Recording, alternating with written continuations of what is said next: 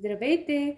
Днес ще ви покажем един бърз, лесен и здравословен кекс без брашно и захар.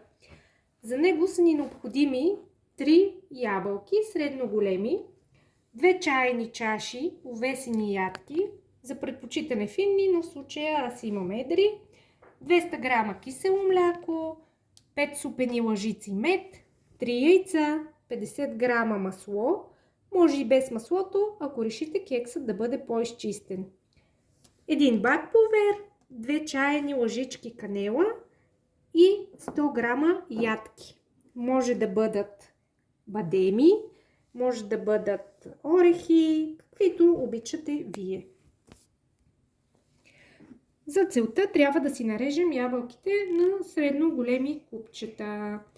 Всички продукти ги слагаме в блендера да ги миксираме. Аз използвам ето такава чайна чаша за увесените ядки. Слагаме 2 чайни чаши.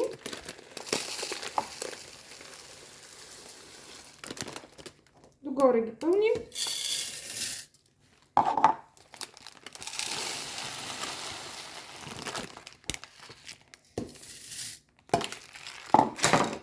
Слагаме 3 яйца.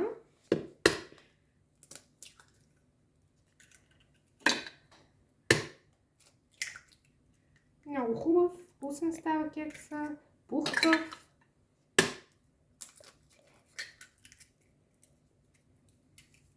Така. След това добавяме част от ябълките вътре. Падна. Малка част от тях, може би около 2 супени лъжички. Така. 200 грама мляко, както казахме. Това е горе-долу половината копчета кисело мляко. Още една лъжичка. Достатъчно.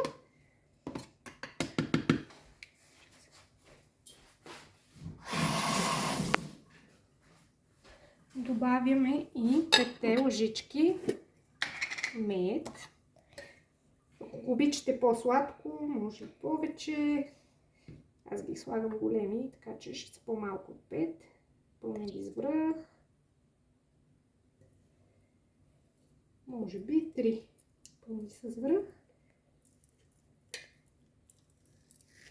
Ако не искате да бъде мед, може да сложите различни подсладители, като кленов сироп, листа от салвия, други. Последна лъжичка мед, само да го доизгреба, защото много мед е захарал съм. И става доста трудничко, но пък ще стане. Ще се предавам с тази лъжичка. Посипем.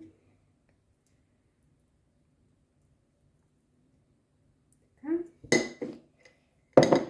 След това добавяме бак пулвера. Едно пакетче бак пулвер. Цялото го слагаме.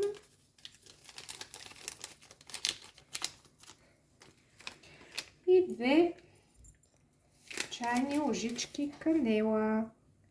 Ако обичате аромата на канела, може и 3 да сложите. Аз слагам 2. Мисля, че са достатъчни.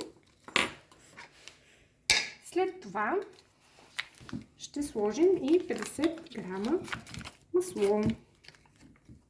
Като част от тези 50 грама ще ги оставим за намазване на тавичката. Ето такова парче горе-долу отрязвам в самия кекс.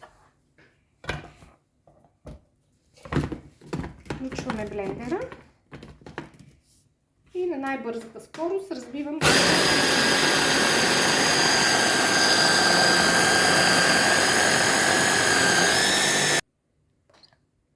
След като сме разбили сместа, тя е станала хомогенна.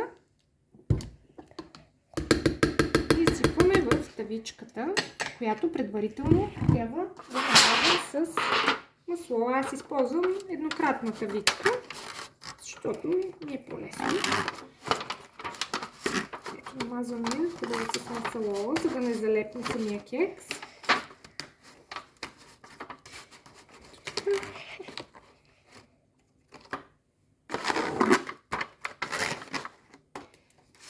Сипваме сместа.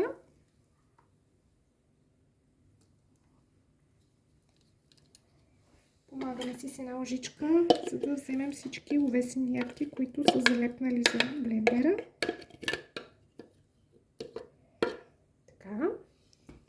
След това взимаме ябълките, ги поръсваме отгоре хубаво навсякъде. Разпределяме ги.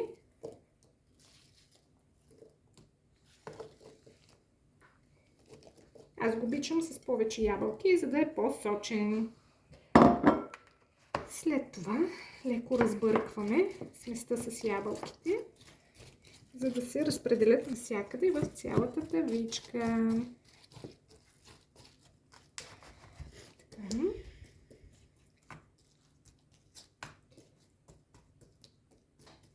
И накрая, нещо, което остана да направим, е да поръсим целия кекс с ядки. Аз в случая съм избрала филиран бадем, който го обожаваме. Аз и моето цяло семейство, децата също.